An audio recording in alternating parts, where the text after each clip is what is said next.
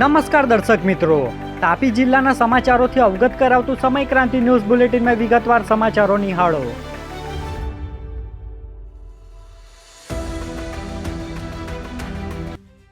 વાલોડમાં તબેલામાં ઘૂસેલા દીપડાએ કામદાર પર કર્યો હુમલો, બેભાન કરી કરાયું રેસ્ક્યુ.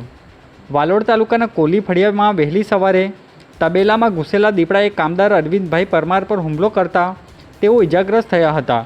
ઘટનાની જાણ થતાં વન વિભાગ અને જીવદયાની ટીમના ઇમરાનભાઈ ઘટના સ્થળે પહોંચ્યા હતા. ત્યારબાદ દીપડાને જાળમાં ફસાવી બેભાન કરી સુરક્ષિત રીતે રેસ્ક્યુ કરવામાં આવ્યો હતો. હાલ દીપડો નર્સરી ખાતે રાખવામાં આવ્યો હોવાની માહિતી મળી છે. ઉચ્છલના બાબરઘાટ ગામે મહિલાએ દવા પી લેતા હોસ્પિટલ ખસેડાઈ. ઉચ્છલ તાલુકાના બાબરઘાટ ગામની 45 વર્ષીય સુરીતા વસાવાએ અગમ્ય કારણોસર ઘરે દવા ગટગટાવી લીધી હતી. ઘટનાની જાણ થતાં પરિવારજનો દ્વારા તેમને તાત્કાલિક સારવાર અર્થે વ્યારા સિવિલ હોસ્પિટલ ખાતે ખસેડવામાં આવ્યા હતા. હાલ મહિલાની સારવાર ચાલી રહી હોવાનું જાણવા મળ્યું છે, જે બાબતની જાણ પોલીસને કરાઈ હતી. વાઘના ચામડા નખ કેસમાં ઝડપાયેલા આરોપીઓના 1 દિવસના રિમાન્ડ મંજૂર. સોંગઢ તાલુકાના ટોકરવા વિસ્તારમાં વાઘનું ચામડું અને નખ સાથે ઝડપાયેલા 6 આરોપીઓને નામદાર કોર્ટમાં રજૂ કરાતા વન વિભાગે 3 દિવસના રિમાન્ડની માંગણી કરી હતી. જો કે કોર્ટે 1 દિવસના રિમાન્ડ મંજૂર કર્યા હતા. હાલ તપાસ એ દિશામાં ચાલી રહેલી છે કે વાઘનું ચામડું ક્યાંથી લાવવામાં આવ્યું હતું, આ કાળા કારોબાર અન્ય કોની સંડોવણી છે, તેમજ તેનો ઉપયોગ ક્યાં અને શા માટે થવાનો હતો. નિઝરમાં લગ્ન પ્રસંગ વચ્ચે યુવતીએ ગળે ફાંસો ખાઈ આપઘાત કર્યો. નિઝર ગામના એકતાનગર વિસ્તારમાં રહેતી દિવ્યાબેન નાયકે પોતાના ઘરે નાયલોનની દોરી વડે ગળે ફાંસો ખાઈ આપઘાત કરી લીધો હતો. પોલીસની પ્રાથમિક તપાસમાં લગ્ન પ્રસંગને લઈ ઘરમાં સાફસફાઈ અને કામકાજ બાબતે માતાએ કહ્યું હોવાથી યુવતીને ખોટું લાગી જતાં આ પગલું ભર્યું હોવાની માહિતી સામે આવી છે. બનાવને પગલે પોલીસે ગુનો નોંધી વધુ તપાસ હાથ ધરી છે. સોંગઢના ગામોમાં DRDના અધિકારી દ્વારા યોજનાઓની સમીક્ષા કરવામાં આવી. સોંગઢ તાલુકાના ચાપાવાડી, હીરાવાડી અને ઝરાલી ગામના DRDA નિયામક ખ્યાતિબેન પટેલે મુલાકાત લઈને સ્વચ્છતા ભારત મિશન ગ્રામીણ, PM આવાસ અને મનરેગા યોજના હેઠળ ચાલી રહેલા કામોની સમીક્ષા કરી હતી.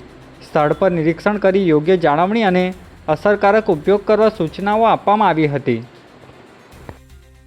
ઉચ્છલના આમકોટી ગામે ગમખ્વાર અકસ્માત, હાઈવા ડમ્પરે પુરુષને કચડી મોતને ઘાટ ઉતાર્યો.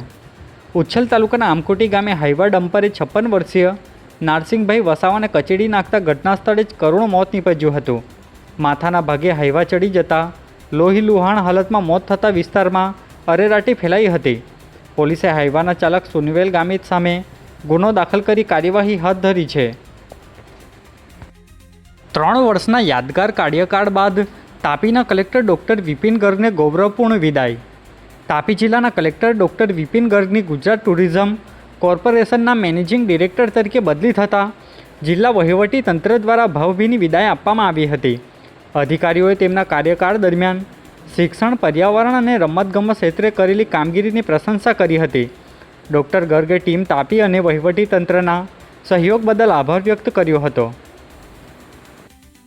તાપીના યુવાઓ માટે સુવર્ણ તક, વ્યારામાં યોજાશે ભરતી મેળો.